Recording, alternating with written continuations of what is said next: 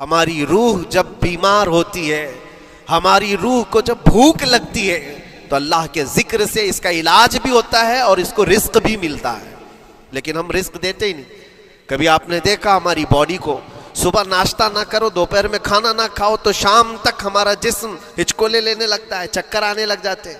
کیوں؟ جسم 2 وقت کے کھانے کو چھوڑنا برداشت نہیں کر پاتا، کمزوری آ جاتی ہے، جسم کو بھوک لگتی ہے، ہمیں کھانا دینا اسے ضروری ہے۔ اسی طرح اللہ نے ہماری جو روح بنایا ہے، روح کو بھی رزق کی ضرورت ہے۔ اور روح کا رزق کیا ہے؟ روح کا کھانا پینا کیا ہے؟ کاجو بادام میوے پستے کھا کر کے روح کو طاقتور نہیں بنا سکتے۔ فرمایا گیا روح کی غذا اللہ کا ذکر ہے۔ جب بندہ اللہ کا ذکر کرتا ہے تو اس کی روح کو طاقت ملتی ہے اور روح کمزور نہیں رہتی، طاقتور بن جاتی ہے۔ عزیزان گرامی وقار، پھر میں خلاصتاً یہ بات کہوں گا کہ ہم نے دنیا میں اتنی ساری چیزیں پھیلا لی ہیں، اتنے سارے، جس کی وجہ سے غموں کا بوجھ ہمارے دماغ پر طاری ہے، اور ایک وقت وہ آئے گا جب ساری چیزیں چھوڑ کر کے فوراً بھاگنا پڑے گا، نکلنا پڑے گا۔ کچھ لوگوں کے متعلق کہا گیا ہے کہ روح نکلنے کے وقت اس کو بہت تکلیف ہوتی ہے، سب کے لیے نہیں۔ کچھ ایسے لوگ ہیں جن کے روح نکلنے کے وقت درد زیادہ ہوتا ہے، تکلیف زیادہ ہوتی ہے مرنے کے وقت۔ پوچھا گیا کیوں؟ کہا کہ یہ روح جو ہے اس کی ساری بنائی ہوئی چیزوں میں اٹکی ہوئی ہے، اس کی اولاد میں بھی ہے، اس کے مال میں بھی لگی ہوئی ہے، اس کے گھر میں بھی لگی ہوئی ہے، اس کے جائیداد میں بھی لگی ہوئی ہے۔ روح جب نکل رہی ہوتی ہے ان سب چیزوں سے بھی نکل رہی ہے، جہاں جہاں اس کی خواہشات لگی ہوئی تھی سب جگہ سے کھینچا جا رہا ہے، تو درد بڑھتا چلا جاتا ہے، تکلیف بڑھتی چلی جاتی ہے، اور پھر وہ جب دیکھ رہا ہوتا ہے خالی ہاتھ جا رہا ہو، تکلیف زیادہ ہوتی ہے۔ اسی لیے میرے عزیز و اللہ کے نبی صلی اللہ تعالیٰ علیہ وسلم کا جب آخری وقت آیا، آپ کے وصال کا وقت آیا، حضور نے اپنی بیویوں کو بلایا، ازواج مطہرات کو بلایا اور پوچھا کہ کس کے پاس کتنا سونا ہے، کتنا زیور ہے۔ ازواج مطہرات نے کہا میرے پاس اتنا ہے، ان کے پاس اتنا ہے۔ سب نے اپنے چاندی سونے کے زیورات لا کر پیش کر دیا۔ حضور پاک صلی اللہ علیہ وسلم نے فرمایا اے میری بیویوں، اے میری ازواج، اگر تم چاہو تو یہ سب اللہ کی راہ میں خیرات کر دو، اللہ کی راہ میں اس کو وقف کر دو، خیرات کر دو۔ بیویوں نے پوچھا یا رسول اللہ صلی اللہ علیہ وسلم، کیا آج سے سونا چاندی پہننا حرام ہو گیا ہے؟ کیا ہمارے لیے ناجائز ہو گیا ہے؟ نبی پاک صلی اللہ علیہ وسلم نے فرمایا نہیں، زینت تو تمہارے ہی لیے ہے، سونا اور چاندی تمہارے لیے ہے، حرام نہیں ہے، ناجائز نہیں ہے، لیکن میں دیکھ رہا ہوں میری زندگی کا آخری وقت آ گیا، میں رب ذوالجلال کی بارگاہ میں جانے والا ہوں، میں یہ چاہتا ہوں کہ اس حال میں دنیا سے جاؤں کہ میرے گھر میں سونا چاندی کا کوئی ٹکڑا پڑا ہوا نہ ہو اور اللہ کی بارگاہ میں فقیر اٹھایا جاؤ۔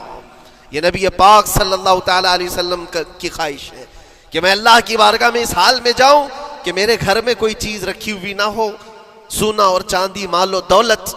کیونکہ میرے عزیزو، اسی سے اندازہ کرو انسان اپنی خواہشات میں اتنا گھر جاتا ہے کہ اس سے نکلنا اس کے لیے مشکل ہوتا ہے، اور روح نکلنے کے وقت یہی تو تکلیف ہوتی ہے کہ کہاں کہاں کیا کیا بنایا تھا، کتنا جمع کیا تھا، حساب کرتے کرتے اس کی روح نکل جاتی ہے۔ ہم نے دیکھا ہے، میں اپنا ایک تجربہ بتاتا ہوں۔ عمرہ سے ہم واپس آ رہے تھے، 40 لوگوں کا قافلہ تھا، ایئرپورٹ پر پہنچے، بہت تاخیر ہو چکی تھی اور فلائٹ کا وقت بہت کم رہ گیا تھا، اور حاجی لوگ ماشاءاللہ جاتے ہیں تو خوب بھر بھر کر کے سامان بھی لیتے ہیں، کیا کیا سامان تھے سب کے پاس، اور ہمارا بار بار جانا آنا ہوتا ہے، میں کبھی کوئی زیادہ چیزیں رکھتا نہیں۔ ہم تو آگے نکلے، گروپ پورا تھا اور سارے لوگ سامان لے کر کھڑے تھے، وقت گزرتا گیا، فلائٹ جہاں چیک ان ہو رہا تھا سامان، انہوں نے کہا کہ 25 کلو سے زیادہ کا الاؤڈ نہیں ہے، اور یہاں 40 کلو لے کر بیٹھے ہوئے تھے۔ میرا تو تھوڑا سا لے لے، تیرا تو تھوڑا سا لے لے، ایک دوسرے کو پیش کر رہے ہیں۔ 3-4 لوگوں نے تو مجھے پکڑایا کہ آپ کے پاس سامان کم ہے مفتی صاحب، آپ تھوڑا سا ہمارا لے لو، جس کا لے سکتے تھے لے لیا۔ پھر اس کے بعد 1 گھنٹے سے کم ٹائم بچا تھا، انہوں نے کاؤنٹر کلوز کر دیا۔ میں نے دیکھا 20 سے 25 حاجی ایسے ہیں جن کا سامان بکھرا ہوا ہے، اور کیا لے جا سکتے ہیں ہاتھ میں، وہ بھی 7 کلو 8 کلو اتنا ہی تھا۔ ان کی خواہشات میں دیکھ رہا تھا، کوئی مسلح اٹھاتا ہے، کوئی کھجور اٹھاتا ہے، کوئی کہتا ہے نہیں میرے بچوں کے لیے کھلونے لیا تھا اس کو لے لیتا ہوں، وہ لے لو تو مسلح چھوڑنا پڑتا ہے، یہ لے لو تو کھجور چھوڑنا پڑ جاتا ہے۔ کسی نہ کسی طرح سے وہ لوگ آخری وقت 2-4 چیزیں لے کر کے نکل رہے تھے اور بکھرا ہوا پورا سامان ایئرپورٹ پر ایسے ہی موجود تھا۔ 1-2 کلو نہیں، کتنے کلو کا سامان چھوڑ کر کے یوں ہی آنا پڑا۔ یا تو پھر فلائٹ کے سفر پہ جاؤ یا سامان میں لگے رہو، 2 ہی آپشن تھے۔ اور کون وہ چھوٹے سامان کے لیے اپنا سفر ملتوی کرتا۔ واپس آئے، حسرت بھری نگاہوں سے دیکھتے رہے اپنے سامان کو، اور پھر اندر آ کر جب بیٹھے میرے ذہن میں یہ بات گونجنے لگی، یہی حالت ہوتی ہوگی جب انسان دنیا سے جا رہا ہوتا ہے، جب یہاں سے رخصتی کا وقت آتا ہے اور ملک الموت سر پر آ کر کھڑا ہو جاتا ہے، روح نکلنے کے لیے بھی تھوڑا سا وقت باقی ہے، بس منٹوں میں بھی نہیں رہ گیا۔ جب اس کو نظر آتا ہے، اب یہ سوچتا ہے اتنی نمازیں باقی رہ گئی، اتنی زکوٰۃ بھی رہ گئی، حج بھی تھا، اور بھی کچھ چیزیں کسی کے دینے کے باقی تھے، قرضے بھی تھے، کس چیز کی نصیحت کروں، کس چیز کی وصیت کروں؟ فلاں جگہ ایک گھر خرید کر کے اس کے ڈاکیومنٹ تو وہاں رکھا تھا، بیٹے کو بھی نہیں بتایا، بیٹی کو بھی نہیں بتایا، پتہ نہیں کس کے ہاتھ لگ جائے گا۔ یہ خواہشات گھومتی رہتی ہیں، وہ کسی کو بتا بھی نہیں پاتا، ادھر ملک الموت روح نکال کر نکل پڑتی۔ یہ انسان کی شارٹ لائف ہے، مختصر سی زندگی ہے جہاں یہ خواہشات دھری کی دھری رہ جاتی ہیں۔ اسی لیے شیخ سعدی نے بہت اچھی بات فرمائی۔ ایک بادشاہ نے اعلان کیا تھا اپنے وزیروں میں سے ایک کو، اس سے بہت خوش ہوا اور کہا جا آج تجھے میں اتنی جائیداد دوں گا، اتنی زمین، اتنی پراپرٹی دوں گا جتنا تو اپنے ہاتھ میں ایک لکڑی لے کر گھیر دے گا، جتنی زمین تو گھیرے گا اتنی تیرے نام لکھ دوں گا، لیکن اس کے لیے ایک شرط ہے، صبح یہ لکڑی لے کر تو راؤنڈ مارنا اور اتنا گول سرکل بنانا سورج ڈوبنے سے پہلے تک، جتنی زمین گھیر لے گا وہ پوری تیرے نام پر۔ اس نے سوچا کہ اتنی بڑی زمین میں گھیر سکتا ہوں، ایک پورے دن میاں ممبئی والے اچھی طرح جانتے ہیں 4x4 کی جگہ مل جائے تو یہاں کتنی بڑی غنیمت ہوتی۔ اور اس بندے کو بادشاہ نے کہا لکڑی ہاتھ میں لے لے اور لکیر کھینچ، شام ہونے سے پہلے جتنا کرے گا پورا تیرے نام پر۔ وہ نکلا اور جب لکیر کھینچتے جب چلنے لگا، پیچھے مڑ کے دیکھتا تھا بہت لمبی ہو گئی ہے، اتنی زمین میرے نام پر ہونے والی ہے۔ دوپہر ہو گئی، وہ واپس آنا نہیں چاہ رہا ہے، واپس آ کر کے سرکل پہ ختم تو کرنا ہے جہاں سے شروع کیا تھا۔ سوچتا اور تھوڑا کرتے وہ اثر ہو گئی اس کی۔ اب اس کو لگا کہ واپس پلٹنا چاہیے، کئی کلومیٹر ہو گئے تھے، اتنے کلومیٹر کی زمین اب وہ اپنے نام پر کروانے والا تھا، لیکن جب واپس پلٹنے کا وقت آیا سانس پھولنے لگ گئی، کیونکہ صبح سے چل رہا ہے، کھایا بھی نہیں ہے، پیا بھی نہیں ہے، جس چیز کو جمع کرنے کے لیے دوڑتا رہا۔ اب سورج پیلا پڑ گیا، ڈوبنا کے وقت قریب آنے لگا تو اب بھاگنا شروع کیا۔ بادشاہ اور اس کے وزیر انتظار کر رہے تھے کہ یہ لوٹے گا بھی۔ اب دیکھا بڑی دور سے یہ دوڑتا آ رہا ہے، اپنی لکڑی کو لکیر زمین پر کھینچتے ہوئے کہ جلد سے جلد اپنے اس پوائنٹ پر پہنچ جاؤں جہاں سے شروع کیا تھا۔ سانس پھولنے لگ گئی، دوڑتے ہانپنے لگ گیا، سورج ڈوبنے کے قریب آ گیا، آخری کرنیں باقی تھی اور اس کا پوائنٹ بھی قریب آ گیا تھا۔ دوڑتے کسی طرح سورج غروب ہونے سے پہلے پہنچ گیا وہاں پر، لیکن کثرت سے بھاگنے کی وجہ سے ٹھوکر کھا کر کے گر گیا اور اپنے اس پوائنٹ پر لکڑی لا کر کے جمع کر دیا۔ بہت بڑا سرکل، بہت بڑی لکیر کھینچا تھا، لیکن ایسا گرا کہ دوبارہ اٹھ نہیں سکا۔ جب سپاہی اٹھانے کو آئے تو اس کی موت ہو چکی تھی، اس کی روح نکل چکی تھی، اتنا دوڑا تھا اس کی روح نکل گئی۔ بادشاہ نے کہا اس نے صبح سے لے کر شام تک اپنے نام جائیداد کرنے کے لیے اتنی دوڑ لگائی، بہت لمبی لکیر کھینچا، اتنی بڑی پراپرٹیز کے نام پر ہوتی، لیکن عقل مند دانشور تھا بادشاہ۔ اس نے کہا جہاں یہ گرا ہے وہیں اس کو دفن کرو، اور اس کے بعد اس کی قبر پر لکھا گیا تھا کہ اس کو ضرورت اتنے 2 گز زمین کی تھی۔ وسلام علی حبیبہ المصطفیٰ، اما بعد فاعوذ باللہ من الشیطان الرجیم، بسم اللہ الرحمن الرحیم۔ ارأیت من اتخذ الہہ ہواہ افانت تکون علیہ وکیلا ام تحسب ان اکثرهم يسمعون او يعقلون انهم الا كالانعام بل هم اضل سبیلا صدق اللہ مولانا العظیم۔ بارگاہ رسالت معاب صلی اللہ علیہ وسلم میں درود پاک کا ہدیہ پیش کریں۔ اللہم صلی علی سیدنا و مولانا محمد معدن الجود والکرم وآلہ واصحابہ الکرام وابنہ الکریم وبارک وسلم صلاة دائمة سرمدا ابدا۔ رب ذوالجلال قرآن عظیم میں یوں ارشاد فرماتا ہے، اے رسول کیا آپ نے نہیں دیکھا ان لوگوں کو جنہوں نے اپنی خواہشات کو اپنا خدا بنا لیا ہے، اپنی خواہشات کو اپنا معبود بنا لیا ہے، جو وہ چاہتے ہیں اسی کے پیچھے بھاگتے ہیں، اس کی عبادت کرتے ہیں۔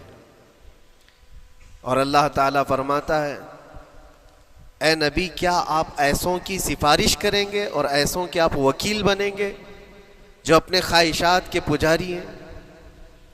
اور اللہ فرماتا ہے ان میں سے تو اکثر ایسے ہیں کہ انہیں عقل نہیں ہے، وہ جانوروں سے بھی بدتر ہیں، جو اپنے خواہشات کے پیچھے بھاگ رہے ہیں۔ شیخ اعظم سیدنا محی الدین ابن عربی رحمۃ اللہ تعالی علیہ، ان کی کئی چیزیں لوگوں میں ایسی بھی مشہور تھی کہ شیخ محی الدین ابن عربی ایسے ایسے الفاظ بول جاتے ہیں جو شریعت میں ہوتے نہیں ہیں، بہت سارے مسائل ان کے ہیں۔ لیکن ایک بار شیخ محی الدین ابن عربی بیٹھے ہوئے تھے، کرسی پر ہے، سامنے مریدین بھی ہیں، بہت سارے ملنے والے لوگ بھی آئے ہوئے ہیں۔ اسی اثنا میں انہوں نے ایک جملہ ایسا کہا، واقعی اگر آپ کے سامنے بھی ایسی بات آئے تو آپ بپھر جائیں۔ شیخ محی الدین ابن عربی کہتے ہیں، اے لوگوں جو تم سب یہاں میرے پاس بیٹھے ہو، تمہارا خدا میرے پاؤں کے نیچے ہوتا ہے، تمہارا خدا میرے قدموں کے نیچے ہوتا ہے۔ سب ظاہر سی بات ہے جیسے ایسا جملہ سنا تو اٹھ کر کے لوگ بھاگنا شروع ہو گئے کہ آدمی کافر ہو گیا۔ شیخ اعظم ہیں یہ حضرت محی الدین ابن عربی، جن کی بہت ساری کتابیں ہیں، تصوف میں آپ کا ایک بہت بڑا باب ہے۔ لوگ اٹھ کر کے ادھر سے ادھر چلنے لگ گئے کہ ایسے ایسے جملے بول رہے ہیں، یہ محی الدین ابن عربی کو ہو کیا گیا، خدا پیروں کے نیچے ہوگا، کفریہ جملہ ہے۔ سب تو چلے گئے، دو باقی رہ گئے جو مخصوص مریدین میں سے تھے۔ انہوں نے کہا کہ حضور جو جملے سنے ہم کو بھی کانوں پر یہ وزن لگ رہے ہیں، لیکن کیوں کہا آپ نے ایسا؟ اس کا کچھ معنی ہے؟ آپ جیسے عظیم المرتبت بزرگ سے ایسا جملہ کیسے ممکن ہے؟ انہوں نے فرمایا کہ ان سب کو بھی تو یہ پوچھنا چاہیے تھا میرے بولنے کا مطلب کیا ہے، فوراً بدگمانی کیا اور بھاگ گئے۔ تم دو باقی رہ گئے، میں بتاتا ہوں کہ میں نے یہ جملہ کیوں کہا تھا۔ تو کرسی پر بیٹھے تھے اور چٹائی نیچے بچھی ہوئی تھی یا قالین بچھی ہوئی تھی جس پر لوگ بیٹھے ہوئے تھے۔ آپ نے اپنے ان دو مریدین سے کہا یہ چٹائی اٹھاؤ۔ چٹائی اٹھائی تو دیکھا وہاں پر سونے کے چاندی کے سب سکے رکھے ہوئے تھے جو شیخ محی الدین ابن عربی کے پیروں کے نیچے تھے۔ کہا وہ جتنے آئے تھے وہ اسی کی عبادت کرتے تھے، اس لیے میں نے کہا کہ تمہارا خدا میرے پاؤں کے نیچے ہوتا ہے، وہ خواہشات کے پجاری ہیں۔ میں نے اللہ نہیں کہا، اللہ رب العزت وہ قادر مطلق ہے۔ میں نے کہا جس کی تم عبادت کرتے ہو، جس کو تم خدا بنائے رکھے ہو، وہ میرے پیروں کے نیچے ہوتا ہے۔ اور حقیقت ہے میرے عزیزوں، جنہوں نے خواہشات کے پیچھے بھاگنا شروع کیا، در حقیقت وہ اپنا خدا بنا چکے ہیں ان کو۔ کیا ایسا نہیں ہوتا ہے کہ جو بندہ ضدی طبیعت کا ہوتا ہے چاہ لیتا ہے کہ یہ مجھے چاہیے تو چاہیے، یہ مجھے چاہیے تو چاہیے؟ یہ جو ضد ہے اپنی خواہش کو پوری کرنا، یہاں پر کہا گیا ہے کہ وہ اپنی خواہش کی عبادت کر رہا ہے، اس کے پیچھے بھاگ رہا ہے۔ اسی لیے اللہ کے نبی صلی اللہ تعالیٰ علیہ وسلم کی ایک حدیث میں آپ کو سناؤں۔ حضور اکرم صلی اللہ علیہ وسلم ارشاد فرماتے ہیں، لا یؤمن احدکم حتی یکون ہواہ تبعا لما جئت بہ۔ تم اس وقت تک پورے مومن نہیں ہو سکتے جب تک کہ اپنی خواہشات کو میری مرضی کے مطابق نہیں بنا دو گے۔ حضور کے قدموں میں لا کر اپنی ہر خواہش کو قربان کرنا ہو، یہ نہیں کہ میری چاہت تو ایسی ہے، میں خواہش ایسی رکھتا ہوں لیکن شریعت ایسا کہتی ہے۔ یہ جب ٹکراؤ آیا تو سمجھ لو کہ تمہارے اندر ایمان آیا ہی نہیں ہے، تم مومن نہیں ہو۔ مومن وہ ہے جہاں دنیا کی ساری خواہشات وہ حضور کے قدموں پر قربان کر دیتا ہے، اس کی اپنی کوئی خواہش نہیں ہوتی۔ اسی لیے میں اکثر یہ کہتا ہوں ان نوجوانوں سے جن کو کچھ نصیحت کی جائے تو وہ کہتے ہیں کہ مولانا ہماری لائف ہے، ہمیں انجوائے کرنے دی جائے۔ یہ ابھی تو ہماری لائف ہے، ہماری اپنی لائف کو ہمیں انجوائے کرنے دیا جائے۔ نادان، کس نے کہا کہ تیری اپنی لائف ہے؟ تیری لائف ہے کہاں؟ زندگی یہ نہیں کسی کی کسی کے لیے، زندگی ہے نبی کی نبی کے لیے، اور نہ سمجھ مرتے ہیں زندگی کے لیے۔ ارے جینا مرنا ہے سب کچھ نبی کے لیے۔ جو خواہشات کو لا کر کے حضور کے قدموں پر رکھ دیتا ہے تو پھر وہ کہتا ہے میرے عزیزو، وہ پھر آ کر کے یہ کہتا ہے اپنی خواہشات، اپنی طبیعت جہاں سب مر جاتی آدمی کی، اس کی اپنی کچھ نہیں ہوتی، تب اس مومن کی زبان سے یہ نکلتا ہے یا رسول اللہ زمین و زمان تمہارے لیے، مکین و مکان تمہارے لیے، چنین و چنا تمہارے لیے، بنے تو جہاں تمہارے لیے، ہم آئے یہاں تمہارے لیے، اٹھے بھی وہاں حضور کے لیے۔ اس کا اپنا کچھ نہیں ہوتا، اپنی خواہش ہوگی تو میں کرتا رہے گا، اور جتنی خواہشات کے پیچھے بھاگتا رہے گا دنیا اس کا پیچھا کبھی نہیں چھوڑتی، اور نہ ہی دنیا اس کو کبھی سیراب ہونے دے گی، کبھی پیٹ بھرنے دے گی ہی نہیں۔ وہ بھوکا ہی رہے گا، وہ پیاسا ہی رہے گا جو دنیا کے پیچھے بھاگتا ہے۔ ایک مرتبہ سیدنا عبداللہ ابن مسعود رضی اللہ تعالیٰ عنہ غمگین بیٹھے ہوئے تھے، کسی بات کا غم ہوگا، نبی پاک صلی اللہ تعالیٰ علیہ وسلم کا گزر ہو رہا تھا، آپ نے دیکھا، حضرت عبداللہ ابن مسعود سے پوچھا کہ غم کیوں ہے؟ تو آپ خاموش رہے، تو اللہ کے نبی صلی اللہ علیہ وسلم نے ایک جملہ فرمایا جو آج ہم سب کے لیے سبق ہے میرے عزیزوں۔ فرماتے ہیں لا تکثر ہمک ما یقدر یکن، اپنے غم کو زیادہ مت بڑھا، جتنا لکھا ہے اتنا مل کے رہے گا۔ وما ترزق یأتک، جتنا اللہ نے رزق لکھا ہے وہ آ کر رہے گا، وہ تیرے پاس آ جائے گا۔ غم کب بڑھتے ہیں انسانوں کے؟ ہمارے اندر جو ٹینشن جس کو آپ کہہ رہے ہو، فرسٹریشن کہہ رہے ہو، یہ سب چیزیں انسان کی زندگی میں کب آتی ہیں؟ جب یہ اپنی لو اور اپنی خواہشات دنیا سے لگاتا ہے۔ خالق سے اگر لگاتا ہے تو پھر اس کے غم نہیں بڑھتے، بلکہ غموں کا مداوع ہے۔ اسی لیے بزرگوں نے فرمایا کہ اگر ٹینشن فری جینا چاہتے ہو تو انسانوں سے امیدیں کم کر لو، اللہ کی ذات سے یقین بڑھا لو، اس کی ذات سے یقین بڑھاؤ۔ ہم نے دیکھا ہے اپنی زندگی میں جس سے ہم ملتے رہے، جس سے کچھ خواہشیں رکھتے رہے یا جس کے متعلق کچھ امیدیں وابستہ کر رکھی، یہاں امیدیں ٹوٹ جاتی ہیں، پھر انسان کا غم بڑھتا ہے، انسان مغموم ہو جاتا ہے۔ اللہ کی ذات سے جو وابستہ ہوا اور وہاں جو آس لگایا، وہ ہر دن بشاشت کے ساتھ جیتا ہے، یقین کے ساتھ جیتا ہے۔